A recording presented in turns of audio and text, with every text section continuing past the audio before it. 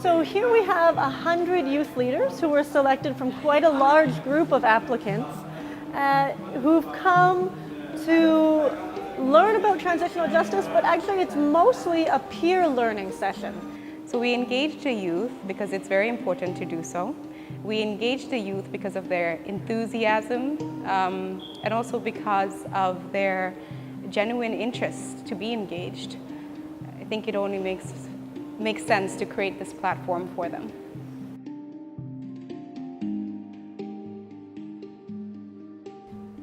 You are gathered here today under the auspices of this Youth Summit, not merely because you were primary targets for violations under the previous regime, but because you became leaders in this democratic transitional justice period.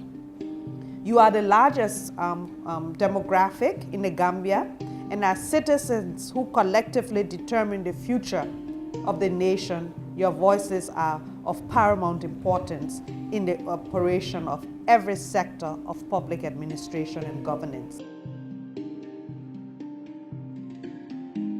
Guest for an effective and participatory transitional justice process by the government or any other stakeholder will be almost an exercise in vain if young people, the largest constituent of our population, is left on the margin. And we cannot transform this country, the political culture of this country, without working with young people.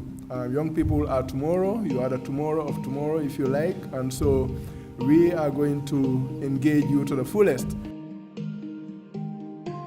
So the conversation is important because what it does is it breeds an element of understanding amongst people, and also it sort of deepens what needs to be deepened on, and it brings some sort of unity, and also makes divergence and dissent healthy, because now people will not be antagonistic towards each other if they are having the conversation that is inevitably was supposed to happen. The idea is that these youth leaders share their experiences as activists, as important members of the transition in Gambia, and learn about how their current role and their past role in the transition would fit into Gambia's transitional justice process.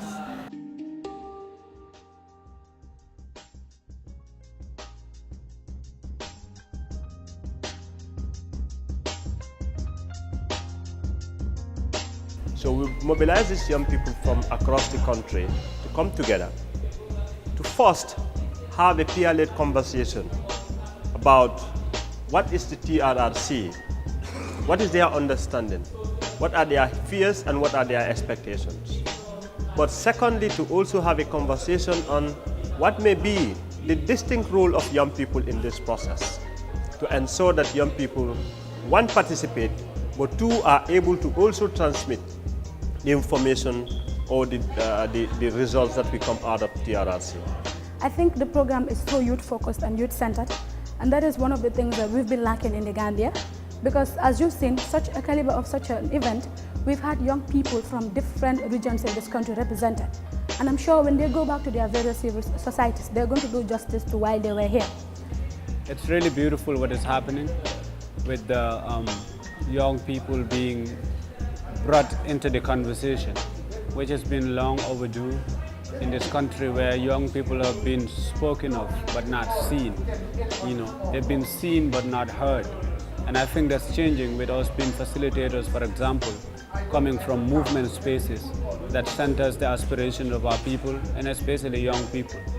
So it's a beautiful thing what had happened, and we hope that it continues, because this is going to shape the future of all these demographics, because the youth demographic encompasses a broad spectrum, whether it is young women, whether it is children, whether it is disabled, all these spectrums that we have. So I think this inclusivity that has been going on is a welcomed narrative, especially when I talk about democratic principles and vocations. Each and every one of us here has that one thing, no matter how small that thing is, that one thing that they want to change in their society. The presentations that were made by various groups are all youth-focused. We did our peer-to-peer discussions at our own level as young people without the influence of any older person. We came up with resolutions that we feel as young people, because we feel the situation, we know what is happening. And these are the resolutions that we've come up with. I think it was really good that they placed youths in different groups that allowed them to feel comfortable enough to speak out and also view their opinions about issues with respect to truth-seeking, accountability and other things as well. The importance of this activity is that youth are learning from themselves. We wanted to break out of the tradition of having PowerPoints or adults speak on behalf of young people. This is about young people learning from each other and young people teaching decision makers in their lives. I feel that young people have engaged critically and creatively in ensuring that we find solutions or recommendations to the individuals that are working on the transitional justice period, so that we can make sure that the victims of the 22 years of brutal leadership and arbitrary leadership faced the necessary justice, as well as the perpetrators face the necessary justice or disciplinary actions that they've caused.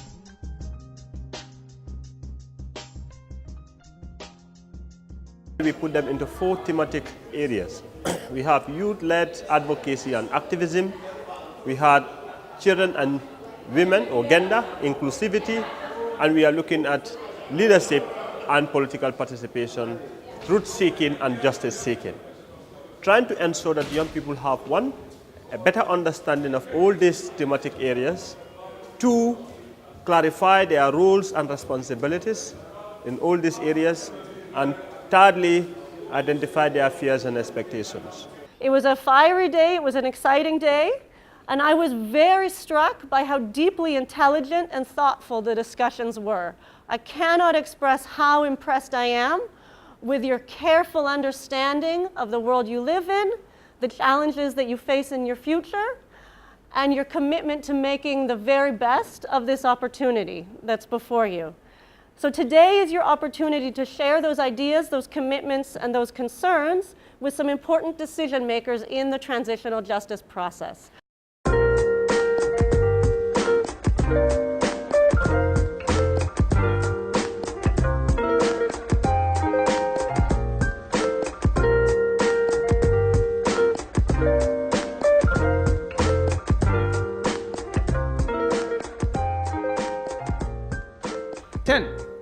Stresses the important role of the Commission in healing the Gambian nation through reparations and reconciliation initiatives, and recommends that the reparation and reconciliation mandate of the TRRC is extended for 10 years after the submission of the final report and dissolving of the Commission, to enable the Secretariat to properly and continuously engage in the reconciliation initiatives, particularly in the memorialization of truths established by the Commission. This is because we believe that healing is not actually an act, instead it's a process, and it takes time before you're able to arrive at the height where we can say you've totally and fully healed. I know that you can make a difference. I've seen young people here who are part of the solution of this country and not part of the problem. I've been working with them recently, and I know what they can do at the community level and the national level. And I guess that is why all of you were chosen to be here today. You know, we are tired of saying the youths are the future leaders of this country without actually giving you the tools to make you the present and future leaders of this country. So take it up, it's your commission, run with it and do what you need to do, okay? I believe the UNDP and the UN as a greater organization will assist the Gambia in any way necessary in order to maintain sustainable peace. This is not just in the best interest of the country or the organization, it is in the best interest of the region and the world. We'll be here to support for as long as we can.